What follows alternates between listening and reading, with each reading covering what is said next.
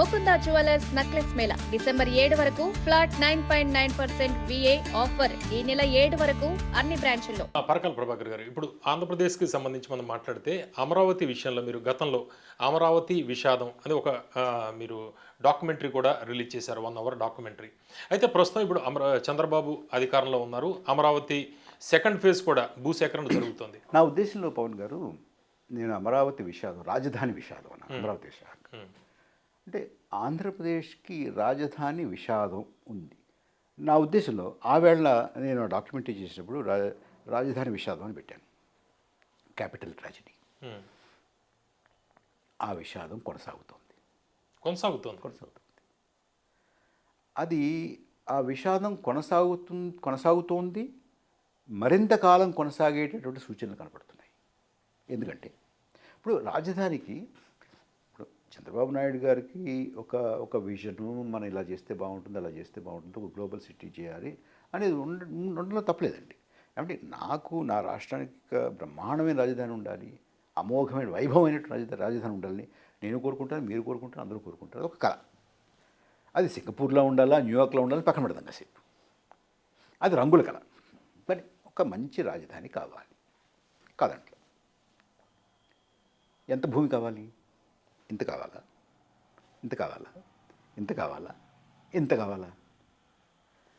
ఎంతో కావాలి కదా. ఒక మాట అనుకోవాలి, ఇలాంటి ప్లానా, అలాంటి ప్లానా, దీనికి ఇంత, దానికి అంత, దానికి ఎంత, దీనికి ఎంత అని ముందు ఒక మాట అనుకున్నాగా. ఇప్పుడు మళ్ళీ దాన్ని పెంచడానికి ఏమిటి కారణం? దానికి సమాధానం చెప్పాలి. ఇది అసలు అక్కడ ఉండొచ్చా ఉండకూడదా అనేది ఒక వివాదం అండి. అది దీనికి అనువైనటువంటి, ఈ కట్టడాలకు అనువైనటువంటి ప్రదేశమా కాదా, ఆ మట్టి దానికి అనుకూలిస్తుందా లేదా, ముంపు ప్రాంతమా కాదా, ఇది మరొక వివాదం అండి. ఎంత కావాలి అనేది మరొక అంశం అండి. ఎంత కావాలి అనుకున్న తర్వాత మళ్ళింత కావాలి, మరింత కావాలి, ఫారెస్ట్ డీనోటిఫై చేయాలి, అది పట్టుకురావాలి, ఇది ఎక్కడ అవుతాం మనం? ఓకే, ఇది ఆర్గానిక్గా మనం ఇప్పుడు మీరు హైదరాబాద్ చూడండి, ఏదైనా చూడండి, ఇప్పుడు నడిబొడ్డులో ఉండాలి అనేటటువంటి రూల్ అయితే ఏం లేదుగా ఎక్కడన్నా. దేశంలో కానీ ఏ రాష్ట్రంలో కానీ రాజధానులు నడిబొడ్డు మీద ఉండవుగా, ఎక్కడో చోటు ఉంటాయి. అది చారిత్రకంగా ఇప్పుడు లండన్ బ్రిటన్కి నడిబొడ్డులో ఉందంటే లేదుగా. అమెరికాకి వాషింగ్టన్ నడిబొడ్డులో ఉంటుందా? లేదుగా. ఫ్రాన్స్కి ప్యారిస్ నడిబొడ్డులో ఉంటుందా? ఉండదుగా. పీకింగ్ నడిబొడ్డులో ఉంటుందా? బీజింగ్ నడిబొడ్డులో ఉంటుందా? చైనాకి ఉండదుగా. అది కాదు. కానీ మనం నడిబొడ్డులో ఉండాలనుకున్నాం, అనేక తప్పట్ల. ఓకే, నడిబొడ్డులో ఉండాలి. నడిబొడ్డులో సరిపోతుందా? అది ఆ నేల పనికొస్తుందా, పనికిరాదా, దాని మీద కూడా అభిప్రాయం ఉండొచ్చు. పంట పొలాల నుంచి చేయొచ్చా, దాని మీద అభిప్రాయం ఉండొచ్చు. అది ముంపు గురవుతుందా, దాని అభిప్రాయం ఉండొచ్చు. ఇవన్నీ కాసేపు పక్కన పెడితే నీకు ఎంత కావాలి? ఇందాక నేను చెప్పినట్టుగా ఎలక్షన్ కమిషన్ లాగా, పోలింగ్ లాగా ఇదొకటి అదొకటి, ఇవాళ ఒకటి, రేపు ఒకటి, ఎల్లుండి అలా పెంచుకుంటూ వెళ్ళిపోతాం మనం, కాదుగా. సో అంచేత ఇలా పెంచుకుంటూ వెళ్ళిపోతే ఇంకా అది చేస్తాం, ఇది చేస్తాం అనుకుంటే విషాదం కొనసాగుతుంది కదా. దీనికి ఎప్పుడు అంతం? మనం పని చేస్తే ఓకే సరే, ఇంకా వైభవం ఉండాలి. ముందు ఇదిగో ఇది చేసుకుని ఆ తర్వాత ఇప్పుడు ఏదైనా కూడా దానంతా అలా అభివృద్ధి. ఇప్పుడు వాషింగ్టన్ కానీ న్యూయార్క్ కానీ ఇప్పుడు ఉన్నట్టుగా ఉందండి, ముందు కాదు కదా, అట్లా పెరుగుతుంటుందిగా. ఇప్పుడు ఢిల్లీ, హైదరాబాద్, మీరు వచ్చినప్పుడు నేను వచ్చినప్పుడు ఇంత ఉండేది, ఇప్పుడు ఇంత అయింది. ఎవరినో కూర్చుని పెంచాడు దాన్ని. చంద్రబాబు హైటెక్ సిటీ మాదాపూర్ అది సరే. ఇప్పుడు శంకరపల్లి కలిసిపోయిందిగా. ఎలా కలిసింది? ఎవరో కూర్చుని చేశారా? ఆర్గానిక్గా పెరుగుతాయండి. దేశాలు పెరుగుతాయి, పట్టణాలు పెరుగుతాయి, సంస్థలు పెరుగుతాయి, అన్నీ పెరుగుతుంటాయి కదా. హైటెక్ సిటీ కూడా అలాగే పెరిగిందంటారు. ఏమంటే ఒకటి, ఇప్పుడు ఎవరైనా పలానాది వారు చేస్తే, వారు ఇనిషియేటివ్ తీసుకుంటూ వచ్చిందంటే దాన్ని డినై చేయకూడదండి, తప్పది. అయితే సార్ అది ఎవరు చేశారు? ఇంకోటి ఇక్కడ ఇంకో ప్రాబ్లం ఏముంటుందంటే, ఏమంటే స్టీవ్ జాబ్స్ యాపిల్ పెట్టాడండి, బిల్ గేట్స్ మైక్రోసాఫ్ట్ పెట్టాడండి. అప్పుడు ఎవరో అధ్యక్షులు ఉంటారు కదా ఆ దేశానికి, నేను పెట్టాను అంటారు, అంటారా? అనొచ్చా? అంటే మీరు హర్షిస్తారా? అది ప్రజలు చెప్పాలండి, అయ్యో ఆయన ఉండగా ఇది వచ్చింది అని మనం చెప్పుకోవాలి. ఇప్పుడు నేను కొంతమంది ఫ్రెండ్స్తో అంటుంటానండి, ఒక్కసారి ఊహించుకోండి, గాంధీజీ బతుకున్నారు, హత్య కావించబడలేదు, 48లో హత్య కాలేదు, ఇంకో 5 ఏళ్ళు 6 ఏళ్ళు 10 ఏళ్ళు బతుకుండేవారికైనా. ఆయన స్వాతంత్రం వచ్చిన తర్వాత, ప్రభుత్వం ఏర్పడిన తర్వాత రాష్ట్రం తిరిగి ఊరు తిరిగి ఆయన ఉపన్యాసాల్లో నేను స్వాతంత్రం పట్టుకొచ్చినప్పుడు అన్నాడు అనుకోండి, నవ్వేవాడా? నేను స్వాతంత్రం పట్టుకొచ్చాను అని చెప్పుకున్నాను అనుకోండి, హాస్యాస్పదంగా ఉండేది కదా. చెప్పుకుంటారా?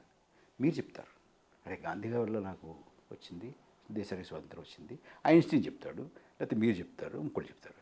నేను అన్నాడు అనుకోండి, ఆయన బాగుండదు కదా, ఎబ్బెట్టుగా ఉంటుందండి. ఇప్పుడు ఆయన ఏమీ చేయలేదు, గాంధీ గారు ఏమీ చేయలేదు, వీళ్ళు ఏం చేయలేదు అంటలేను నేను. కానీ ఎవరికి వాళ్ళు చెప్పుకుంటే ఎబ్బెట్టుగా ఉంటుంది. అది పదే పదే చెప్పడం అనేది సమంజసం కాదు, మంచిది కాదు. అంతే నేను చెప్పేది. ఓకే. ప్రభాకర్ గారు, మీరు గతంలో చంద్రబాబు గారు సీఎంగా ఉన్నప్పుడు ప్రభుత్వానికి సలహాదారుగా కూడా మీరు పనిచేశారు. అప్పుడు చంద్రబాబు గారు విజన్ ఎట్లా ఉండేది అమరావతి విషయంలో? అప్పుడు ఏం మాట్లాడేవారు? ఇప్పుడు వెళుతున్న విధానం ఎట్లా అనిపిస్తోంది మీకు? ఇప్పుడు మీరు లేరు ప్రభుత్వ సలహాదారుగా, కానీ ఇప్పుడు ఎట్లా చూస్తున్నారు? అప్పుడు చంద్రబాబు గారు ఏం ఆశించారు, ఎట్లా చూశారు అమరావతిని, ఇప్పుడు ఎట్లా ఉంది? అదే విధంగా ఉందా? లేదండి, అంటే ఒకటి పవన్ గారు, నేను ఆవేళ ప్రభుత్వంలో పనిచేశాను కాబట్టి ఆవిడ ఇలా ఉంది, ఇప్పుడు అలా ఉంది అని చెప్పడం సమంజసం కాదు. అంచేత మనం ఆ చర్చలో వెళ్ళద్దు. నేను అమరావతి గురించి నాకు ఒక నిర్దిష్టమైన అభిప్రాయం ఉంది, నేను చెప్పాను. ఓవరాల్గా మనం ఎంతవరకు క్రెడిట్ తీసుకోవచ్చు, ఎంతవరకు మనకి జనం క్రెడిట్ ఇవ్వాలి అనే దాని మీద చెప్పాను. అంటే మీరు కోరుకుంటున్న రాజధాని అంతవరకే ఉంటే బాగుంటుంది. అంటే మీరు కోరుకుంటున్న రాజధాని ఎలా ఉంటే బాగుండేది? మంచి రాజధాని ఉండాలి. అట్లాగే మన దేశం అనుకోండి, ఒకటో ఆర్థిక వ్యవస్థ అయిపోవాలి, నాకుంది. కానీ దానికి ఉన్న పరిస్థితులు ఏమిటి, అనుకూలించేవేమిటి, ప్రతికూలించేవేమిటి, మనం సాధించగలమా, సాధ్యాసాధ్యాలు ఏమిటి, ఇది ఆలోచించుకోవాలిగా. ఏం చేయాలి అది ఆలోచించుకోవాలిగా. అంతేగాని మీకు భారతదేశ భవిష్యత్తు ఉజ్వలంగా ఉందా లేదా? ఉంది. అమరావతి మా రాష్ట్రానికి రాజధాని బాగుండాలని ఉందా లేదా? బాగుండాలని ఉంది. అందులో ఏమనుమానం ఉంటుంది అందులో? అంటే ఇప్పుడు అమరావతిలో ఈ పెట్టుబడుల విషయంలో ఇప్పుడు కొత్త కంపెనీలు వస్తున్నాయి. అంటే భవిష్యత్తులో ఎట్లా ఉండే అవకాశం కనిపిస్తుంది అమరావతి రాజధానిగా? రాష్ట్రానికి వస్తాయి, అమరావతికి వస్తాయా లేదా నాకు తెలియదు. ఎందుకంటే అమరావతిలో ఏముందని వస్తుంది, వాళ్ళకి ఏదో కావాలి కదా. సో ఈ మధ్య వెళ్ళలేదు అక్కడికి, నేను ఆ ఊరు చూడలేదు ఎలా ఉందో, అక్కడ ఉన్నటువంటి సదుపాయాలు ఏమిటో నాకు తెలియదు. అయితే ఒకటి మాత్రం నేను చెప్పగలండి, సదుపాయాలు కల్పించాలనే తపన మాత్రం ఇవాళ ఉన్నట్టు ముఖ్యమంత్రి గారు ఉంటుంది. అప్పుడు ఉంది, ఇప్పుడు ఉంది కూడా. అది ఎంతవరకు సాధ్యం, చేయగలరా లేదా, లేదు ఇలాగే దీన్ని అలా ఇంత కావాలి, ఇంతగా సరిపోదు, ఇంకా అంత కావాలి, ఎయిర్పోర్ట్ రావాలి, ఇది రావాలి, అది రావాలి అనుకుంటూ ఈ విషాదాన్ని కొనసాగిస్తూ వెళ్ళిపోవడమేనా అనేది ఇప్పుడు చెప్పలేను. అంటే ఆర్థిక పరిస్థితి గురించి నేను ఎందుకు అడుగుతున్నానంటే, మీరు లండన్ స్కూల్ ఆఫ్ బిజినెస్ మీరు చదివారు. మీరు అందుకు మీకు విస్తృత అవగాహన ఆర్థిక పరిస్థితి మీద ఎక్కువగా ఉంటుంది. ఇప్పుడు ఆర్థిక పరిస్థితి ఎట్లా ఉంది, అమరావతి మీద ఇంత పెట్టుబడులు పెట్టడం ఎంతవరకు సమంజసం? ఎందుకంటే ఇప్పటికే సూపర్ 6 అనేది అనౌన్స్ చేశారు చంద్రబాబు గారు, అందులో దశల వారీగా అమలవుతున్నాయి కొన్ని. ఇప్పుడు ఇటువంటి పరిస్థితుల్లో ఆర్థిక పరిస్థితి ఎట్లా ఉంది, అమరావతి ఏ విధంగా ముందరకెళ్ళే అవకాశం కనిపిస్తుంది?